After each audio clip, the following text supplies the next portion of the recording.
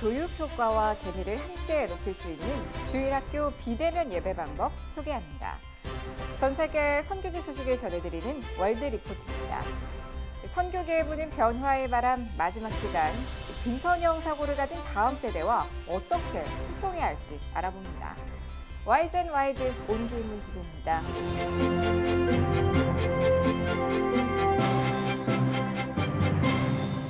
안녕하십니까. CGN투데이입니다. 첫 소식입니다. 다시 시작된 비대면 예배로 주일학교 사역자들의 고민은 더 깊어졌습니다. 첫 코로나 확산 때와 달리 온라인 예배에 대한 아이들의 관심도도 크게 떨어진 상태인데요. 효과적인 비대면 주일학교 예배를 위한 해법들 찾아봤습니다. 김현정 기자가 보도합니다. 주일학교 교역자들은 열심히 예배 영상을 만들어 올립니다. 일주일 내내 인형, 색종이 등 다양한 도구를 활용해 만들어 보지만 요즘 아이들의 시선을 오래 붙잡기에는 역부족입니다. 대부분의 아이들이 보지 않는다. 한두 주는 되게 관심 있게 보다가 그게 지속이 되고 연장이 되면 관심이 떨어지는 상황이다. 우리가 모두 유튜버가 돼야 되는가라는 이야기를 할 정도입니다. 비대면 예배를 효율적으로 드리기 위한 첫 번째 방법은 우선 예배 영상이 각 교회 아이들의 수준과 상황에 맞아야 합니다. 이를 위해 최근 히즈쇼는 각 교회의 형편에 따라 다시 만들 수 있는 히즈쇼 주일학교를 제작했습니다. 각 가정과 주일학교로 전달되는 아이들 연령대에 맞게 제작된 여러 자료들을 이용해 쉽게 비대면 예배 자료를 만들 수 있습니다. 지난 주말에는 사역자와 교사들 대상 온라인 주일학교 제작법 웨비나를 진행해 비대면 주일학교 운영을 위한 팁을 소개했습니다. 1년 이상의 커리큘럼이 구축돼 있을 것, 가정의 역할을 최소화할 것, 온라인과 오프라인이 병행될 것 등을 제언했습니다. 한 번의 예배를 제작하는 데 있어서 시간을 저 개인적으로는 3시간 이하로 제작해야 한다. 왜냐하면 사람은 지치기 때문에 이것이 한 주, 두 주, 세 주 지속될수록 또 교회 안에 여러 가지 변수들이 있을 수도 있고요. 히즈쇼는 현재 작은 교회와 미자립 교회 등을 대상으로 예배 영상 나눔을 진행하고 있습니다.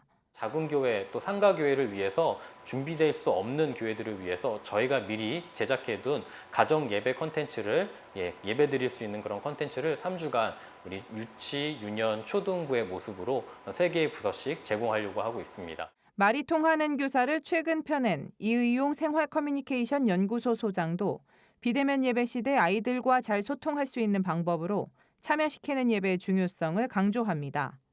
이 비대면 시대 온라인을 통해서 각자 대표 기도를 적어서 댓글로 올리라는 거예요. 내가 예배에 참여하는 거예요.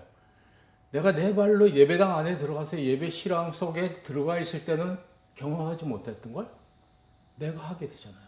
우리 어린이들이 정말 직접 하나님을 만날 수 있는 오히려 대면보다 더 효과적인 대면과 비대면적인 요소의 적절한 균형의 필요성도 제기했습니다. 성경 공부라든지 이런 지식적인 부분은 상당히 많은 부분을 온라인 방식을 통해서 해야 되고요. 근데 이제 대면에서만 할 수 있는 게 뭐냐면 삶을 바꿔주는 거거든요. 그건 이제 선생님들이 해야 될 몫이죠. 선생님들이 예를 들면 1분 기도라든가, 그죠? 또 전화 통화. CGN투데이 김현정입니다.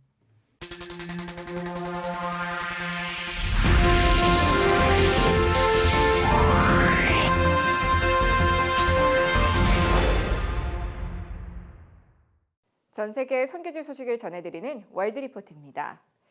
아프리카 북부 지역 크리스천들을 대상으로 이슬람 무장단체 테러가 급증했습니다. 최근엔 남수단에서 카메룬에 이르는 지역에서 크리스천 수백여 명이 살해당했습니다.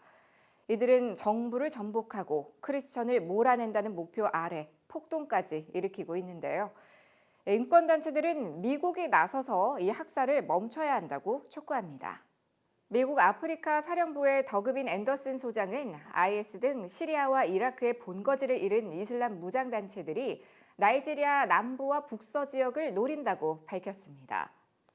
So this intelligence sharing is absolutely vital, and we stay fully engaged with the government of Nigeria to provide them an understanding of what these terrorists are doing. 이슬람 무장단체의 목적은 나이지리아를 무슬림 국가로 만들고 인구 절반을 차지하는 크리스천을 개종시키거나 쫓아내는 겁니다. Christians are in the eye of the target and they're coming after them. 8월 6일엔 카두나주에 있는 크리스천 마을 4곳이 습격당해 마을 주민 22명이 숨졌습니다. 7월 24일엔 이슬람 무장단체가 크리스천 가정을 공격해 21명이 사망하고 수십 명이 다쳤습니다. 7월 19일에는 칼과 총으로 무장한 괴한들이 결혼 피로연을 공격하고 19명을 살해했습니다. 이런 공격은 계속해서 늘어나고 있습니다. If you look at what's happened on the last 20 years, George, it's just massive number of attacks against Christians. Look, 50 to 70,000 have been murdered. 지금까지 나이지리아에서 주로 활동하는 무장단체는 보코하람이었습니다.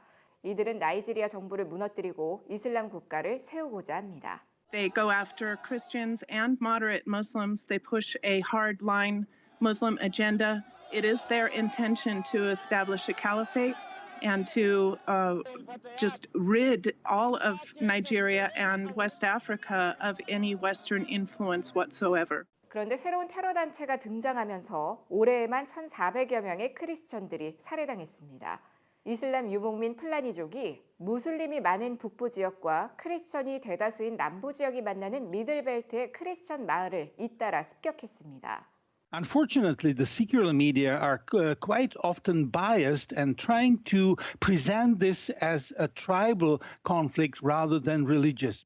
무슬림인 나이지리아 대통령은 유혈 사태 저지에 소극적이며 군과 경찰은 대부분 무슬림입니다.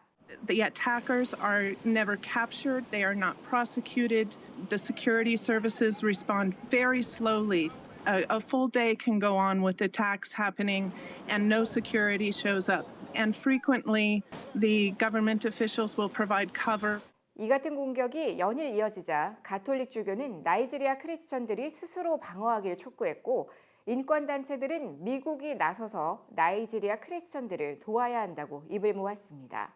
Unless the world takes note and puts pressure, economic pressure, sanctions, visa bans on the officials who are responsible for this travesty and for not reining in the terror, then Nigeria will continue to be a bloodbath. 한편 국제기독연대는 보코하람과 폴라니 무장단체의 공격으로 직장과 집을 잃은 3천여 명의 크리스천들을 돕고 있습니다. 공동농장을 만들어 피해자들에게 새로운 기회를 제공합니다. When they get back to work, the family is fed, they have a future, the kids can go back to school. It's a restoration of hope, it really is. And it's much more than just economics. It's the whole community. It's all the parts of life, the emotional, the physical, the mental. It means a lot to them. 지금까지 CBN과 함께하는 월드리포트였습니다. 선교지에서 복음을 전할 땐 수용자 중심의 전달이 매우 중요합니다. 선교 동원에 있어서도 마찬가지입니다. 다음 세대에게 선교를 어떻게 전달할 수 있는지 알아봅니다. 선교계의 문은 변화의 바람 마지막 시간 박건희 기자입니다. 이모티콘, 줄임말, 이미지 한 컷 등 다음 세대들이 즐겨 사용하는 소통 방식입니다. 흐름이나 순서보다 짧고 압축적인 것들이 중요합니다. 선처럼 일렬로 나가지 않는 비선형적 특징들입니다. 전문가들은 다음 세대들에게 기존의 방법으로 접근하는 것은 어렵다고 얘기합니다. 비선형 사고를 하는 사람들에게 책을 들이미는 것은 넌센스입니다. 홈페이지도 이제는 안 통한다라는 것이죠. 유튜브를 통해서 하든지 아니면 하다못해 이모티콘이나 짤방을 통해서라도 그들이 소통할 수 있는 방향으로 우리가 나아가지 않는다면 저희가 좋은 것을 가지고 있어도 이 세대 가운데 그들이 알아들을 수 있는 이야기로 소통할 수는 없을 것입니다. CGN 투데이 박건희입니다.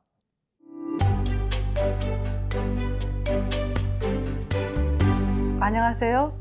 저는 딸만 셋을 둔 다둥이 엄마입니다. 큰딸은 이제 6학년 막 사춘기에 들어갔고 다른 두 딸도 2살씩 터울이 있습니다. 그런데 최근에 큰딸이 저랑 말다툼을 하다가 엄마는 나보다 동생들이 더 중요하잖아 그러는 거예요. 그 말이 제게 너무 충격적이었어요. 왜냐하면 저도 세 자매 중 맏딸이었기에 늘 부모님 사랑이 고팠거든요. 그래서 맏딸의 마음을 잘 안다고 생각했는데 큰딸이 그런 말을 하니까 충격이었고 제가 어떻게 했길래 저 아이가 저러나 싶었어요. 물론 아이가 어릴 때부터 아무래도 큰아이다 보니 많이 요구하고 의지했던 것 같긴 합니다. 그날 이후로 아이들 사이에서 어쩔 줄 몰라 쩔쩔매는 저를 발견하곤 해요. 아이들을 유심히 보다 보니 큰아이만 저렇게 피해의식 있는 게 아닌 것 같아서 마음이 어려워집니다. 둘째는 둘째대로, 막내는 막내대로 모두 자기들이 막내이고 둘째인 게 싫다고 하는 것 보면 말입니다. 세 자녀를 어떻게 하면 모두 자기가 사랑받고 있다고 느끼게 키울 수 있을까요? 네, 이 어머니는 세 자녀를 아주 골고루 사랑하는 게 틀림없는 것 같아요. 이걸 보니까.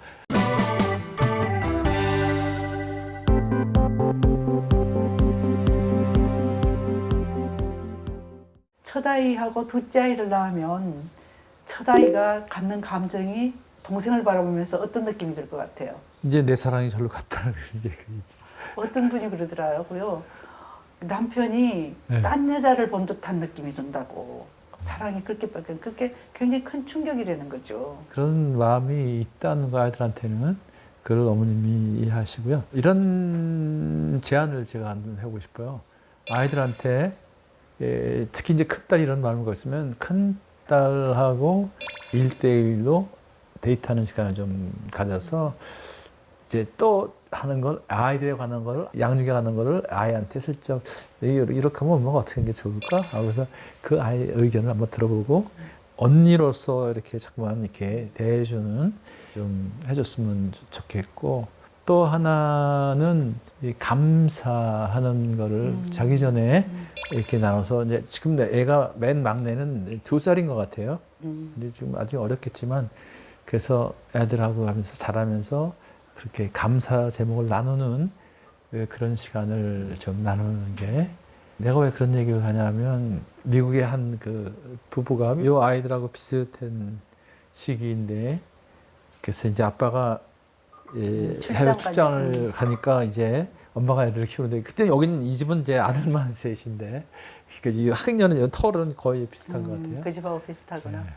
그래서 이제 엄마가 이제 누워서 이제 기도가 난 다음에 우리 감사한 거 하나씩만 얘기해 보자. 그랬더니 둘째가 그렇게 얘기했대요. 나는 내가 감사할 게 제일 많다.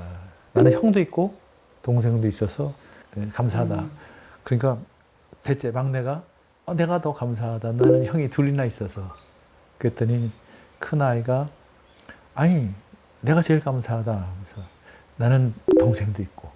동생이 둘씩이나 있으니까 그렇게 감사를 나누면서 있었던 일들이거든요. 왜 싸움이 없겠어요? 그렇죠. 왜 그런 마음이 없겠어요?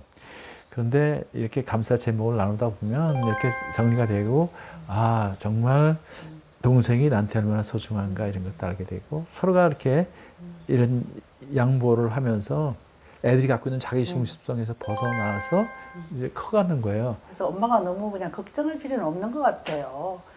아무리 해줘도 결핍은 느끼는데 결핍이 꼭 나쁜 거냐? 나쁜 것만 아니라는 거죠. 그 결핍 자체가 엄청나게 동기유발도 되잖아요. 그래서 어떻게 하면 엄마한테 더 사랑받을까 고민도 하게 할 테고 어떻게 하면 동생을 더 사랑할까도 하게 하고 자녀 양육하는데 우리 엄마들이 흔히 실수하는 게 완벽하려, 퍼펙하려 그러잖아요. 그렇죠? 퍼펙할 수는 없죠. 하나님 아니면. Good enough mother. 충분히 최선을 다함으로 해서 그 삶의 태도가 아이들에게 먼 훗날 아이들이 우리 엄마는 우리를 사랑했지 이렇게 느끼게 되죠. 둘째는 둘째대로 셋째는 셋째대로 불만이 있다 그러니까 따로따로 데이트를 우리는 어떠냐 하면 우리 속에 그 이기심 때문에 독점하고 싶은 마음이 있잖아요.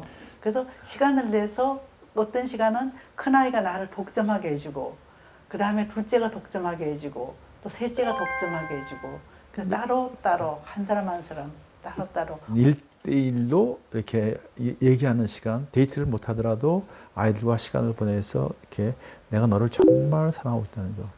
저희 집안 얘기를 해서 죄송합니다만은 저희들이 형제만 사형제고 위에 누님 있고 여동생이 있었는데 우리 사형제들이 늘 하는 얘기가 있습니다.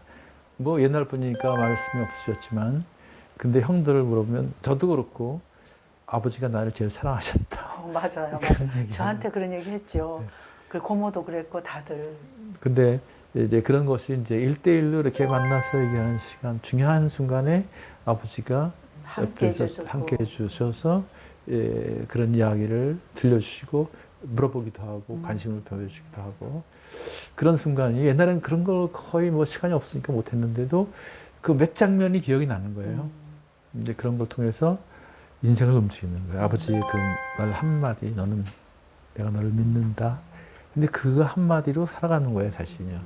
아이, 뭐, 어떻게 4명을 똑같이 사랑하겠어요. 고민하는 엄마는 충분히 good enough mother이에요. 충분히 최선을 다해 잘하고 네, 잘하고 계셔요. 계세요. 네. 너무 걱정하지 마시고요. 이제 두 분이서 이렇게 1대1로 데이트해서 딸하고도 이제 딸이 조금만 크면 이제 학교 들어가면 아버지가 정식으로 데이트도 한번 신청하세요. 아빠가 데이트하고 싶은데 학교 주겠니? 해서 데리고 와서 내가 너를 얼마나 사랑하는지 얼마나 자랑스러운지 이런 얘기를 해주고 그래서 그 다음에 또 좀 한참 지난 다음에 또 뒷딸하고 또 그런 시간도 갖고 이렇게 해서 하면 아주 애들 잘 자랄 수 있으리라고 저는 확신합니다. 오늘의 단신입니다. 보건법률가회가 포괄적 차별금지법 또는 평등법 제정을 반대하는 법률가 서명을 진행하고 있습니다. 로스쿨생, 법학 전공, 대학생 등 예비 법조인도 참여 가능한 서명서엔 현재 140여 명이 참여했으며 서명 결과는 지역구별로 국회의원들에게 전달될 예정입니다. 서명은 sign.gaspellaw.kr에서 할 수 있습니다. 대한예수교장로회 고신총회가 다음 달 열릴 제70회 정기총회를 코로나19 사태 심각으로 기존의 2박 3일 일정에서 3주간 하루씩 나눠 열기로 결정했습니다. 조직총회와 각부회의는 9월 15일과 22일에, 정책총회는 10월 6일에 열리며 장소는 천안 고려신학대학원이고 각부 회의 장소만 따로 선정해 공지할 예정입니다. 포스트 코로나 시대에 교회와 목회를 주제로 한 강좌가 9월 7일부터 11월 30일까지 매주 월요일 오전 10시 30분부터 12시 30분까지 12주간 방송됩니다. 유튜브 횃불재단 TV를 통해 무료로 방송되며 코로나19 이후 정치 사회적 변화와 전망, 4차 산업혁명, 언택트 시대의 선교 등이 다뤄질 예정입니다. 한국 VOM이 오는 9월 1일부터 새로운 단파 라디오 방송을 북한에 송출한다고 발표했습니다. 매일 북한에 송출되는 라디오 방송은 총 5개로 늘어나며 북한 성우들이 낭독한 조선어 성경, 한국 초기 기독교인들의 설교문과 북한 지하교인들이 즐겨 부르는 찬양 등 동일한 내용으로 구성됩니다. CGN 투데이는 세상을 바라보는 그리스도인들의 현명한 눈이 되겠습니다. 시청해주셔서 고맙습니다.